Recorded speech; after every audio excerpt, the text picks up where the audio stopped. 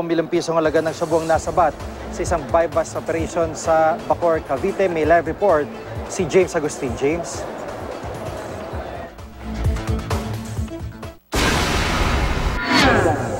Aabot sa 10.4 kilograms ang hinihinalang high-grade shabu ang nasabat ng mga operatiba ng Bacoor PNP sa ikinasang drug buy-bust operation sa Park Home Subdivision, Barangay Queens Row West, Bacoor, Cavite. Naaresto ang mga sospek na sina Isa Umpara Abundas alias Tarapas, Michael Ruiz Dumagay Jr., Hamil Umpara Abundas alias Ato, at Kamuluding Ruiz Dumagay alias Nene. Ayon kay Cavite Police Provincial Director Senior Superintendent Eliseo Cruz, maituturing na drug dealer ang mga sospek na nagsusupply ng shabu sa iba't ibang lugar sa Cavite. Nagpanggap ang isang asset na bibili ng 50 gramo ng shabu sa halagang 50,000 pesos. Nang makarating daw sa lugar, kinuha ng isa sa mga sospek ang napagkasundo ang iligal na droga mula sa isang Toyota Vios. Sa isang maleta sa loob ng kotse na diskubre pa ang 9 na malalaking plastic na hinihinalang shabu at may pangalan ng ilan sa mga ito kung kanino i-deliver.